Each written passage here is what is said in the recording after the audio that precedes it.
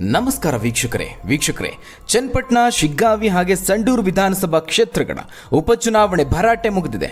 ಇನ್ನೇನಿದ್ರೂ ಫಲಿತಾಂಶ ಬರಬೇಕು, ಫಲಿತಾಂಶಕ್ಕಾಗಿ ಕಾಯಬೇಕು. ಆದರೆ ಈ ನಡುವೆ ಗೆಲ್ಲುವ ಕುದುರೆ ಯಾರು ಅನ್ನೋ ಲೆಕ್ಕಾಚಾರ ಶುರುವಾಗಿದೆ. ಅದರಲ್ಲೂ ಚನ್ನಪಟ್ಟಣದಲ್ಲಿ ಯಾರು ಗೆಲುವನ್ನು ಸಾಧಿಸ್ತಾರೆ, ವಿಜಯಲಕ್ಷ್ಮಿ ಯಾರಿಗೆ ಒಲಿಯುತ್ತೆ ಅನ್ನೋದು ಭಾರಿ ಕುತೂಹಲವನ್ನು ಕೆರಳಿಸ್ತಾ ಇದೆ. ದಿನದಿಂದ ದಿನಕ್ಕೆ ಇದು ಹೆಚ್ಚಾಗ್ತಿದೆ ಅಂತ ಹೇಳಬಹುದು.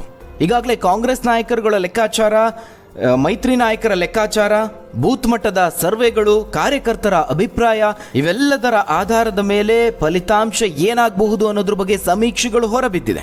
ಅದನ್ನು ನೀವು ಸಹ ಗಮನಿಸಿರಬಹುದು. ಆದರೆ ವೀಕ್ಷಕರೇ, ಈಗ ಸಟ್ಟಾ ಬಜಾರ್ನ ಸರದಿ. ಈಗಾಗಲೇ ನಾಯಕರುಗಳು ಕ್ಷೇತ್ರದಲ್ಲಿ ಗೆಲುವನ್ನು ಸಾಧಿಸುವ ಬಗ್ಗೆ ವಿಶ್ವಾಸವನ್ನು ವ್ಯಕ್ತಪಡಿಸಿದ್ದಾರೆ. ತಮ್ಮ ಪಕ್ಷದ ಅಭ್ಯರ್ಥಿಗಳ ವಿಚಾರವಾಗಿ ಮೆಚ್ಚುಗೆಯ ಮಾತುಗಳನ್ನಾಡಿದ್ದಾರೆ. ಹೀಗಾಗಿ ಚನ್ನಪಟ್ಟಣ ಗೆಲ್ಲುವ ರಣಕಲಿ ಯಾರು ಅನ್ನೋದು ತೀವ್ರ ಕುತೂಹಲವನ್ನು ಮೂಡಿಸಿದೆ. ಇದೆಲ್ಲದರ ಮಧ್ಯೆ ಈಗ ಸಟ್ಟಾ ಬಜಾರ್ ಸಮೀಕ್ಷೆ ಹೊರಬಿದ್ದಿದೆ. ಹಿಂದಿನ ಚುನಾವಣೆಗಳಲ್ಲೂ ನಾವು ಗಮನಿಸಿದ್ವಿ, ಬೇರೆ ಬೇರೆ ಪಕ್ಷಗಳು ನಡೆಸುವ ಸಮೀಕ್ಷೆ ಅಥವಾ ಮಾಧ್ಯಮಗಳು ನಡೆಸುವಂತಹ ಸಮೀಕ್ಷೆ ಕೈ ಕೊಡಬಹುದು. ಆದರೆ ಸಟ್ಟಾ ಬಜಾರ್ ಸರ್ವೆಯಲ್ಲಿ ಪಕ್ಕಾ ಲೆಕ್ಕ ಸಿಗುತ್ತೆ ಅಂತಲೇ ನಂಬಲಾಗುತ್ತೆ. ಇದೀಗ ಚನ್ನಪಟ್ಟಣ ಸೇರಿದಂತೆ 3 ಕ್ಷೇತ್ರಗಳ ಬಗ್ಗೆ ಸಟ್ಟಾ ಬಜಾರ್ ತನ್ನದೇ ಆದ ಲೆಕ್ಕವನ್ನು ಕೊಡ್ತಾ ಇದೆ. ಹಾಗಾದ್ರೆ ಏನು ಹೇಳುತ್ತೆ ಈ ಸಟ್ಟಾ ಬಜಾರ್ ಸಮೀಕ್ಷೆ? ಅದರಲ್ಲೂ ಚನ್ನಪಟ್ಟಣದಲ್ಲಿ ನಿಖಿಲ್ ಕುಮಾರಸ್ವಾಮಿನ ಯೋಗೇಶ್ವರ ಸಟ್ಟಾ ಬಜಾರ್ ಸರ್ವೆ ಕೊಡ್ತಿರುವಂತಹ ಲೆಕ್ಕ ಏನು? ಯಾವ ಪಕ್ಷಕ್ಕೆ ಸಿಹಿ, ಯಾವ ಪಕ್ಷಕ್ಕೆ ಕಹಿ? ಆ ಒಂದು ಫೈನಲ್ ಸರ್ವೆಯ ವರದಿಯಲ್ಲಿ ಏನಿದೆ ನೋಡೋಣ. ವೀಕ್ಷಕರೇ, ಸಟ್ಟಾ ಬಜಾರ್ ಇದೊಂದು ಇಲ್ಲಿಗಲ್ ದುನಿಯಾ. ಚುನಾವಣೆ ವಿಚಾರದಲ್ಲಿ ಇಲ್ಲಿ ಕೊಡುವಂತಹ ಲೆಕ್ಕಗಳು ಪಕ್ಕಾ ಅಂತಲೇ ಹೇಳಬಹುದು. ಬಹುತೇಕ ಫಲಿತಾಂಶಕ್ಕೆ ಹತ್ತಿರ ಇರುತ್ತೆ. ಅದರಲ್ಲೂ ಕೊನೆ ಕ್ಷಣದವರೆಗೂ ಇದು ಚಾಲ್ತಿಯಲ್ಲಿರೋದ್ರಿಂದ ರಾಜಕೀಯ ನಾಯಕರು ಸಹ ಈ ಲೆಕ್ಕಗಳನ್ನು ನಂಬ್ತಾರೆ. ಈ ಹಿಂದೆಯೂ ಸಹ ಹಲವು ಚುನಾವಣೆಗಳಲ್ಲಿ ಈ ಸಟ್ಟಾ ಬಜಾರ್ನ ಲೆಕ್ಕಗಳು ಫಲಿತಾಂಶಕ್ಕೆ ಬಹುತೇಕ ಹತ್ತಿರದಲ್ಲಿದ್ವು. ಆ ರೀತಿಯಾಗಿ ಪಕ್ಕಾ ಲೆಕ್ಕವನ್ನು ಕೊಡುತ್ತೆ. ಹಾಗಾದ್ರೆ ಬಜಾರ್ನಲ್ಲಿ ಯಾರಿಗೆ ಎಷ್ಟು ಡಿಮ್ಯಾಂಡ್ ಇದೆ, ಯಾವ ಪಕ್ಷ ಯಾವ ಕ್ಷೇತ್ರದಲ್ಲಿ ಮೇಲುಗೈ ಸಾಧಿಸಿದೆ ನೋಡೋಣ. ವೀಕ್ಷಕರೇ, ಚನ್ನಪಟ್ಟಣ ವಿಚಾರದಲ್ಲಿ ಯೋಗೇಶ್ವರ್ ಅವರು ಚುನಾವಣೆಯ ಬೆನ್ನಲ್ಲೇ ಅಚ್ಚರಿಯ ಹೇಳಿಕೆಯನ್ನು ನೀಡಿದ್ರು, ಸೋಲಿನ ಸುಳಿವನ್ನು ವ್ಯಕ್ತಪಡಿಸಿದ್ರು. ಯೋಗೇಶ್ವರ್ ಅವರ ಹೇಳಿಕೆ ಬಳಿಕವೂ ಬೆಟ್ಟಿಂಗ್ ಕಟ್ಟುವವರ ಸಂಖ್ಯೆ ಕೂಡ ಹೆಚ್ಚಾಗಿದೆ. ಯಾವ ಭಾಗದಲ್ಲಿ ಯಾರಿಗೆ ಲೀಡ್, ಎಷ್ಟು ಮತಗಳ ಲೀಡ್, ಇವೆಲ್ಲವೂ ಸೇರಿದಂತೆ ಇನ್ನಿತರ ವಿಚಾರಗಳ ಮೇಲೂ 1 to 2 ಎಂಬಂತೆ ಬೆಟ್ಟಿಂಗ್ ಕಟ್ಟಲಾಗ್ತಾ ಇದೆ. ಆದರೆ ಯೋಗೇಶ್ವರ್ ಅವರ ಹೇಳಿಕೆ ಬಗ್ಗೆ ಡಿ ಕೆ ಸುರೇಶ್ ಅವರು ಹೇಳ್ತಿರೋದೇ ಬೇರೆ. ಕಾರ್ಯಕರ್ತರು ಬೆಟ್ಟಿಂಗ್ ಜಾಲಕ್ಕೆ ಸಿಲುಕದೇ ಇರಲಿ ಅಂತ ಯೋಗೇಶ್ವರ್ ಈ ರೀತಿಯಾಗಿ ಹೇಳಿಕೆ ನೀಡ್ತಿದ್ದಾರೆ. 50-50 ಅನ್ನುವಂತಹ ಹೇಳಿಕೆ ಕೊಟ್ರೆ ಯಾರ ಮೇಲೆ ಅಂತ ಬೆಟ್ಟಿಂಗ್ ಕಟ್ಟೋದಕ್ಕೆ ಸಾಧ್ಯ? ಈ ಆಲೋಚನೆಯಲ್ಲಿ ಬೆಟ್ಟಿಂಗ್ ಜಾಲಕ್ಕೆ ಯಾರು ಸಿಲುಕದೇ ಇರಲಿ ಅಂತ ಯೋಗೇಶ್ವರ್ ಅವರು ಈ ರೀತಿಯಾಗಿ ಹೇಳಿಕೆ ನೀಡಿದ್ದಾರೆ ಅಂತ ಡಿ ಕೆ ಸುರೇಶ್ ಅವರು ಸಮರ್ಥಿಸಿಕೊಂಡಿದ್ದಾರೆ. ಆದರೆ ಬೆಟ್ಟಿಂಗ್ ಮಾತ್ರ ಎಗ್ಗಿಲ್ಲದೆ ನಡೀತಾ ಇದೆ. ಚನ್ನಪಟ್ಟಣ ಉಪಚುನಾವಣೆಯನ್ನ ದುಬಾರಿ ಚುನಾವಣೆ ಅಂತಲೂ ಕರೆಯಲಾಗ್ತಾ ಇದೆ. ಅದಕ್ಕೆ ಕಾರಣ ಚುನಾವಣೆಯಲ್ಲಿ ಹಣದ ಹೊಳೆಯನ್ನೇ ಹರಿಸಲಾಗಿದೆ ಅನ್ನೋ ಆರೋಪ ಕೇಳಿ ಬಂದಿದೆ. ಜೊತೆಗೆ ಕೋಟಿ ಕೋಟಿ ಹಣ ಸಟ್ಟಾ ಬಜಾರ್ನಲ್ಲಿ ಹರಿದಾಡ್ತಾ ಇದೆ. ಪಕ್ಷಗಳ ಮೇಲೆ, ಅಭ್ಯರ್ಥಿಗಳ ಮೇಲೆ, ಲೀಡ್ಗಳ ಆಧಾರದ ಮೇಲೆ ಬೆಟ್ಟಿಂಗ್ ಕಟ್ಟಲಾಗ್ತಾ ಇದೆ. ಇಲ್ಲಿ ಅಭ್ಯರ್ಥಿಗಳಿಗಿಂತ ಹೆಚ್ಚಾಗಿ ಒಕ್ಕಲಿಗ ನಾಯಕರುಗಳಾಗಿರುವ ಡಿ ಕೆ ಶಿವಕುಮಾರ್ ಹಾಗೆ HD ದೇವೇಗೌಡರ ಕುಟುಂಬದ ನಡುವಿನ ಹೋರಾಟದ ರೀತಿ ಈ ಚುನಾವಣೆ ಕಾಣಿಸಿಕೊಂಡಿತ್ತು. ಹೀಗಾಗಿ ಇದೇ ಮೊದಲ ಬಾರಿಗೆ ದಾಖಲೆ ಪ್ರಮಾಣದಲ್ಲಿ ಮತದಾನ ಕೂಡ ನಡೆದಿದೆ. 88.81% ಮತದಾನ ಆಗಿರುವಂಥದ್ದು. ಇನ್ನು ವೀಕ್ಷಕರೇ, ಈ ಚುನಾವಣೆಯಲ್ಲಿ ಪ್ರತಿ ಮತಗಳಿಗೆ ದುಬಾರಿ ಹಣವನ್ನು ನೀಡಲಾಗಿದೆ ಅನ್ನುವ ಆರೋಪ ಕೂಡ ಇದೆ. ಕನಿಷ್ಠ 3,000ದಿಂದ ಗರಿಷ್ಠ 5,000ದವರೆಗೂ ಹಣ ಹಂಚಿಕೆ ನಡೆದಿದೆ ಎನ್ನಲಾಗ್ತಾ ಇದೆ. ಎರಡೂ ಪಕ್ಷಗಳಿಂದ ಒಬ್ಬ ಮತದಾರರಿಗೆ 10,000 ರೂಪಾಯಿವರೆಗೂ ಕೊಡಲಾಗಿದೆ ಅಂತ ಮಾಧ್ಯಮಗಳಲ್ಲಿ ವರದಿಯಾಗಿದೆ. ಕ್ಷೇತ್ರದಲ್ಲಿ ಒಟ್ಟು 2.38 ಲಕ್ಷ ಮತದಾರರಿದ್ದಾರೆ. ಅಂದಾಜು 200 ಕೋಟಿಯಷ್ಟು ಹಣ ಹರಿಸಲಾಗಿದೆ ಅನ್ನೋ ಆರೋಪ ಇರುವಂಥದ್ದು. ಇನ್ನು ಈ ಆರೋಪಗಳ ಬೆನ್ನಲ್ಲೇ ಚನ್ನಪಟ್ಟಣದಲ್ಲಿ ಖರೀದಿ ಪ್ರಮಾಣ ಏರಿಕೆಯಾಗಿದೆ. ಒಂದು ಮನೆಯಲ್ಲಿ 4 ಮತದಾರರಿದ್ರೆ 40,000 ರೂಪಾಯಿಗಳನ್ನು ಚುನಾವಣೆ ನೀಡಿದಂತೆ ಆಗುತ್ತೆ. ಹೀಗಾಗಿ ಅದೇ ಹಣದಲ್ಲಿ ಚಿನ್ನವನ್ನು ಖರೀದಿ ಮಾಡ್ತಿದ್ದಾರೆ. ಬೆಳ್ಳಿ ವಸ್ತುಗಳು, ಎಲೆಕ್ಟ್ರಾನಿಕ್ಸ್ ವಸ್ತುಗಳು, ಹೀಗೆ ಯಾವುದಾದ್ರೂ ಒಂದನ್ನು ಖರೀದಿ ಮಾಡೋದಕ್ಕೆ ಮತದಾರರು ತಾ ಮುಂದು ನಾ ಮುಂದು ಅಂತ ಹೋಗ್ತಿದ್ದಾರೆ. ಹೀಗಾಗಿ ಕ್ಷೇತ್ರದಲ್ಲಿ ಆರ್ಥಿಕತೆ ಬೂಸ್ಟ್ ಪಡೆದುಕೊಂಡಿದೆ. ದಿನಸಿ, ಫರ್ನಿಚರ್, ಚಿನ್ನ ಬೆಳ್ಳಿ ವಸ್ತುಗಳು, ಲ್ಯಾಪ್ಟಾಪ್, ಕಂಪ್ಯೂಟರ್, ಮೊಬೈಲ್, ದ್ವಿಚಕ್ರ ವಾಹನಗಳು, ಮಾಂಸ, ಬಟ್ಟೆ, ಶೂಗಳು, ಹೀಗೆ ಎಲ್ಲ ವಲಯಗಳಿಗೂ ಒಂದು ರೀತಿ ನವಚೈತನ್ಯ ಸಿಕ್ಕಿದಂತಾಗಿದೆ. ಇನ್ನು ಕೆಲವರು ತಮ್ಮ ಮಕ್ಕಳ ಭವಿಷ್ಯಕ್ಕಾಗಿ, ವಿದ್ಯಾಭ್ಯಾಸಕ್ಕಾಗಿ ಈ ಚುನಾವಣೆಯ ಹಣವನ್ನು ಖರ್ಚು ಮಾಡೋದಕ್ಕೆ ನಿರ್ಧರಿಸಿದ್ದಾರೆ.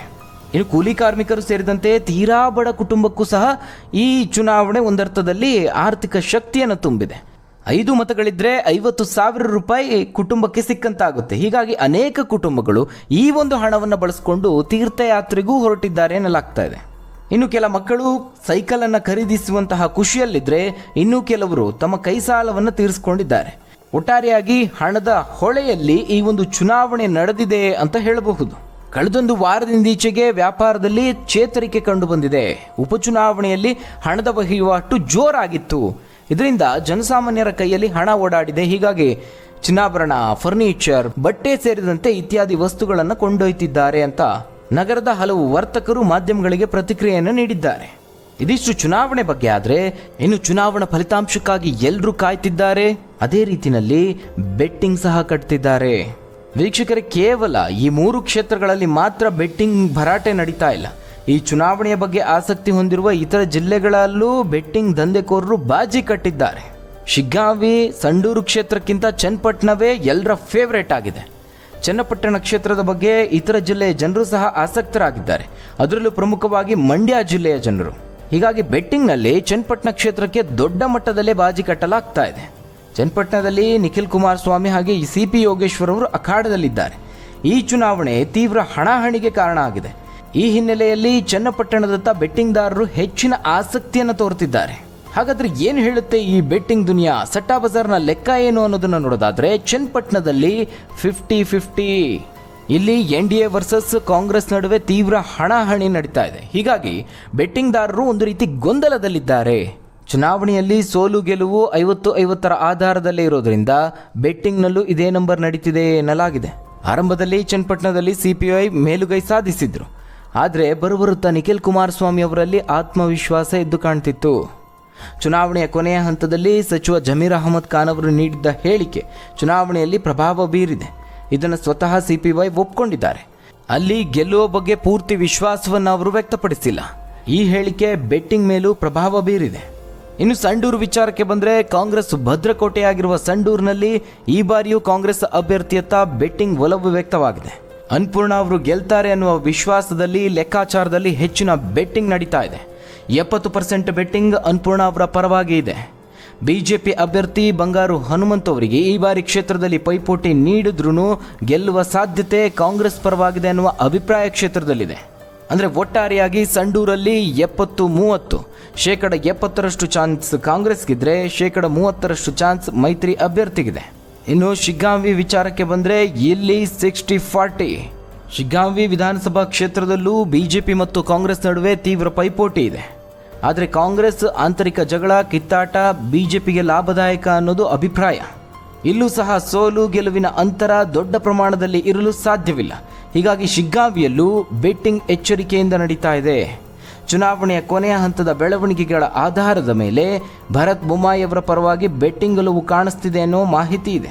ಅಂದರೆ 60% ಬೆಟ್ಟಿಂಗ್ದಾರರ ಒಲವು ಭರತ್ ಬೊಮ್ಮಾಯಿ ಅವರ ಕಡೆಗಿದೆ, 40% ಒಲವು ಕಾಂಗ್ರೆಸ್ ಕಡೆಗಿದೆ.